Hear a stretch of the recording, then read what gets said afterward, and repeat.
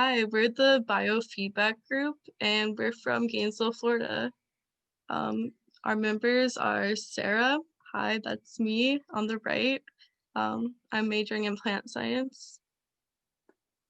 I'm Molly. I'm the person pictured in the farthest left, and I'm a senior plant science major. I'm Noah. I'm the one in the middle, and I'm a philosophy major. And we have Daniel um, on the second to the left. Uh, So for designing our incubator plot, we initially did a modern take, if you will, on the Three Sisters system. So instead of doing corn, squash, and beans, we did corn, squash, and cucumbers, and then we also added sunflowers.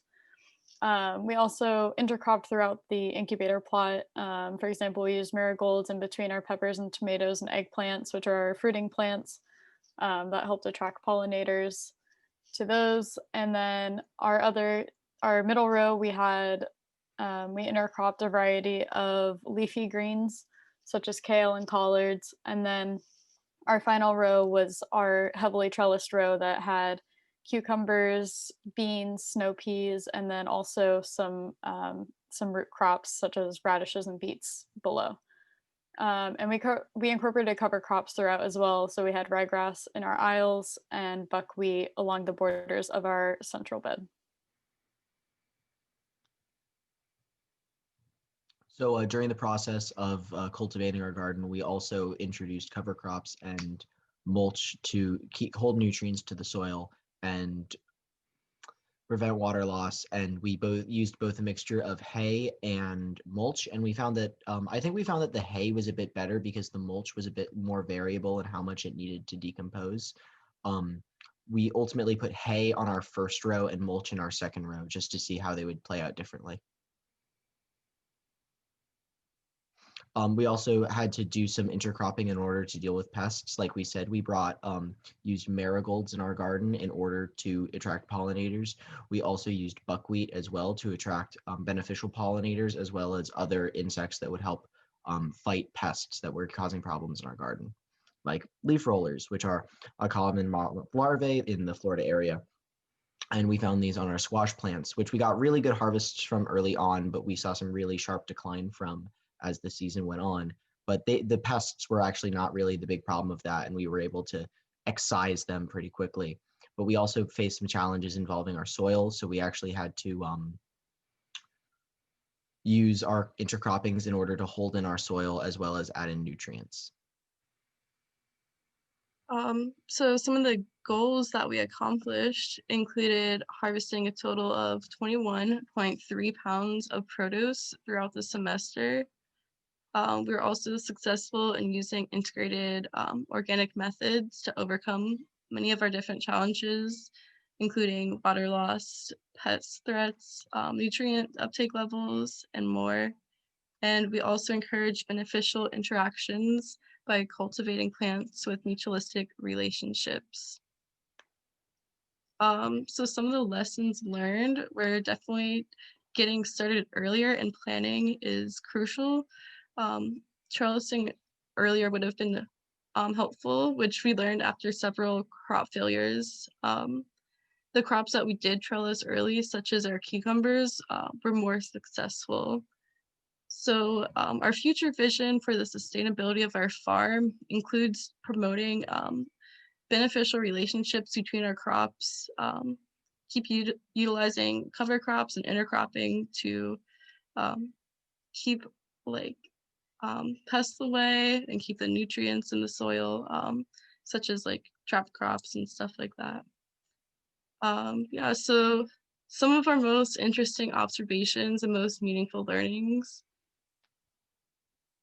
Well, So aside from the experience we learned from trellising, which like I was there when we had to put the trellises up way ahead of time, and it was or behind time, and it was a pain just because there was so much plant matter that we had to just kind of corral into this thing. So getting the trellises in early so that the plants grow into them rather than you having to force them onto the trellis is definitely something that was a learning lesson. As well, we have to pay more attention to the areas where we're not propagating crops because we didn't take care of our walkways during our time. And whereas other groups had hay that was a really great covering for their walkways, we just didn't. And as a result, I think that led to a lot more weed growth in our plot. Yeah, definitely. I agree on planning out early our different cropping systems would have been helpful for sure. And then for me personally, I felt like I came away with uh, how much small changes in the way we do things has such a big impact on the crops. For example, putting in like mixing in and incorporating some compost into our soils. Not all soils are equal, and we had really sandy soils, and so it was like really cool to see the difference that putting just a little bit of compost in to help hold some moisture in there was helpful to the plants. Okay, thank you. Hello, hey, my name is Daniel. Unfortunately, I wasn't able to make the Zoom meeting with my team members because I was taking my organic chemistry final. However, I was very active in this group and I enjoyed this participation throughout the semester, and it was actually a very enriching and learning experience. Throughout our season, like our team mentioned, we had many challenges faced that we were actually successfully able to overcome, such as problems with our cucumbers that weren't intercropped correctly or weren't propped with stakes correctly. We created trellis systems with Noah and our other team members that helped support this. We also encountered challenges with pests that were eating away at our squash, so we were also able to combat this using beneficial insects that were attracted by the marigolds that we were using in our field. So with that being said, we did use intercropping system, and like our group mentioned, we used two types of mulches, which was hay and wood chips. We found that the hay was able to hold in the moisture better than the mulch pieces. However, I think that this was the case simply due to the fact of the density, which the hay we had a lot more of. Another interesting part that I enjoyed learning about during this season was the biologics that were used and the solutions that were applied to the plants that were supposed to help the plant absorb nutrients, such as by applying mycorrhizal fungi. Other biologics were applied, such as root hormones and other plant hormones that help the plant grow in general and have general vigor. Overall, I felt like this learning experience was very beneficial throughout this semester, and I'm really excited and looking forward to what the next semester is going to bring in this class.